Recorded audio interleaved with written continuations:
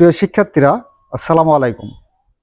নবম শ্রেণীর গণিত টিউটোরিয়ালে তোমাদের সবাইকে স্বাগতম। লগারিদমের ধারণা ও প্রয়োগ অধ্যায়ের ৮০ পৃষ্ঠা থেকে অনুশীলনীর ৬ নম্বর প্রশ্নের সমাধান দেখব। ৬ নম্বর প্রশ্নে বলা আছে, সেতুর চাচার ৩ বিঘা জমি আছে। তিনি তার জমির উর্বরতা ঠিক রাখার জন্য প্রতি বছর ৩০ কেজি জৈব সার প্রয়োগ করেন। প্রতি কেজি সারে যদি প্রতি কাঠা জমির উর্বরতা ৩% বৃদ্ধি করে, তবে সেতুর চাচার জমির অবচয়ের বের করো। এখানে ১ নম্বর প্রশ্ন হচ্ছে সেতুর চাচার জমির অবচয় কত সেটা বের করতে হবে। এবার ২ নম্বর প্রশ্নে যাই। তিনি যদি জমিতে সার প্রয়োগ না করতেন, তাহলে কত বছরে তার জমিতে আর কোনো ফসল হবে না? এটা হচ্ছে ২ নম্বর প্রশ্ন। তো দেখো, আমরা এই প্রশ্নগুলোর উত্তর দেওয়ার চেষ্টা করি। ৬ নম্বর প্রশ্নের সমাধান দেওয়া আছে, সেতুর চাচার জমির পরিমাণ ৩ বিঘা। আমরা জানি ১ বিঘা সমান ২০ কাঠা, তাহলে ৩ বিঘাতে কত হবে? ২০ দ্বারা আমরা ৩কে গুণ করব, তাহলে পাবো ৩ বিশে ৬০ কাঠা, অর্থাৎ ৩ বিঘা সমান আমরা ৬০ কাঠা পাবো। ৩ বিঘা বা ৬০ কাঠা জমিতে সার প্রয়োগ করেন কত? ৩০ কেজি। তাহলে ১ কাঠা জমিতে সার প্রয়োগ করেন ৩০ ভাগ ৬০। ৩০কে যদি ৬০ দ্বারা ভাগ করো, তাহলে তুমি পাবে ০.৫ কেজি, তার মানে হাফ কেজি। আবার ১ কেজি সার জমির উর্বরতা বৃদ্ধি করে ৩%। তো ১ কেজি সার যদি জমির উর্বরতা 3% বৃদ্ধি করে, তাহলে হাফ কেজি সারে জমির উর্বরতা কত বৃদ্ধি পাবে? তো হাফ কেজি সারে জমির উর্বরতা বৃদ্ধি পাবে, এই ০.৫কে আমরা ৩ দ্বারা কি করব? গুণ করব। তো গুণ করলে আমরা পাবো ১.৫%। এটা হচ্ছে আমাদের ১ কেজি সারে জমির উর্বরতা বৃদ্ধি করে। অর্থাৎ কাঠা প্রতি ০.৫ অর্থাৎ হাফ কেজি সার প্রয়োগে জমির উর্বরতা ১.৫% বৃদ্ধির মাধ্যমে জমির উর্বরতা ঠিক রাখা হয়। অন্যভাবে বলা যায় যে, সার প্রয়োগ না করলে জমির উর্বরতা প্রতি বছর ১.৫% করে কমে যেত। এটি হলো জমির অবচয়ের হার। সুতরাং সেতুর চাচার জমির অবচয়ের হার হচ্ছে ১.৫%। এটা একটা অ্যান্সার আমরা দিতে পারি। যেহেতু এখানে প্রশ্ন করা হয়েছিল যে সেতুর চাচার জমির অবচয়ের হার কত, এখানে আমরা বলতে পারি সেতুর চাচার জমির অবচয়ের হার হচ্ছে ১.৫%।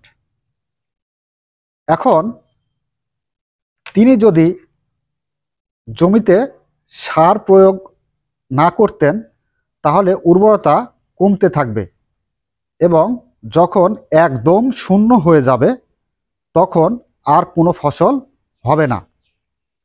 মনে করি জমির প্রারম্ভিক উর্বরতা, অর্থাৎ আমরা এখানে কত বছর পর ফসল উৎপাদন আর হবে না সে পরিমাণটা বের করব। তো তার জন্য আমরা জমির প্রারম্ভিক উর্বরতা ধরে নেব পি। উর্বরতা অবচয়ের হার আর আর সমান আমরা কত পেয়েছি? উর্বরতার হার এখানে কিন্তু পেয়েছি ১.৫% পেয়েছি। তো এখানে ১.৫% সমান ১.৫কে যদি পার্সেন্টের জন্য ১০০ দ্বারা ভাগ করো, তাহলে তুমি পাবে ০.০১৫, যা টি সময় পর শূন্য হবে। তো টি সময় পর উর্বরতা, অর্থাৎ পি অফ টি, মানে টি সময় পর জমির উর্বরতা হবে, আমরা উর্বরতা অর্থাৎ অবচয়ের হারের সূত্র জানি, পি ইন্টু 1 - আর হোল পাওয়ার টি। তো এখানে যেহেতু টি বছর পর জমির উর্বরতা কত হবে? শূন্য হবে, তাই আমরা পিটি এর মান দিব 0।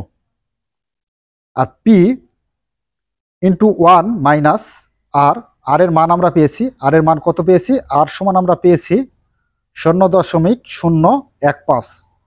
তো 0.015 লিখে দিয়েছি আর এর পরিবর্তে, আর হোল পাওয়ার টি আছে, টি থাকবে। 0 সমান এখানে পিটা যদি 0 নিচে ভাগ করে দাও, তাহলে পি দ্বারা 0কে যদি ভাগ করো বা 0কে যেটা দ্বারাই ভাগ করো তুমি 0ই পাবে। তো এখানে 0 হয়ে যাবে। আর 1 থেকে 0.015 বিয়োগ করলে আমরা পেয়ে যাব 0.985, আর হোল পাওয়ার টি আছে, টিটা থাকবে। তো এটাকে আমরা এখন সূচকীয় পদ্ধতিতে আছে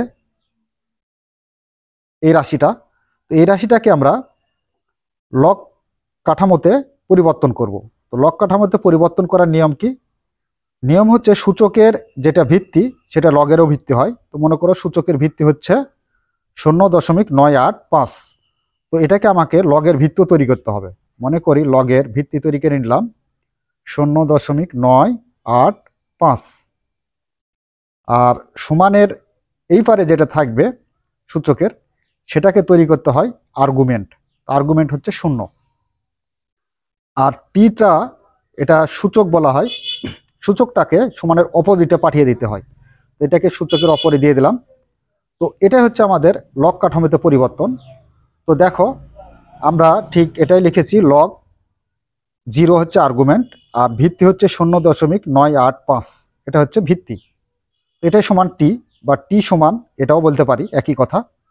তো এখানে আমরা যদি এই যে লগ 0 একে লগ 0.985 ক্যালকুলেটারে উঠায় যদি ভাগ করি তাহলে সেটা ম্যাথ ইরোর চলে আসবে বা অসংজ্ঞায়িত চলে আসবে। তো তোমরা একটু চেক করে দেখতে পারো, দেখো আমি দেখিয়ে দিচ্ছি তোমাদের। লগ এই যে এটাকে ভাগ করব, লগ 0কে ভাগ করব লগ 0.985 দ্বারা। তো প্রথমে আমরা লগ উঠিয়ে নিই, লগ 0 ভাগ লগ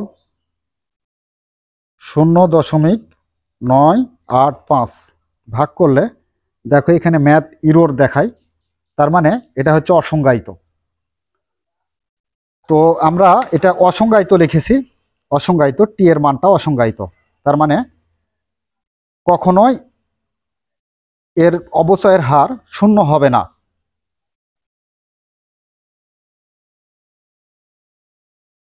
সুতরাং সেতুর চাচা যদি জমিতে সার প্রয়োগ না করতেন তাহলে প্রতি বছরই জমির উর্বরতা কমতে থাকত, ফলশ্রুতিতে উৎপাদন কম হতো, কিন্তু কখনোই তা একেবারে 0 হয়ে যেত না।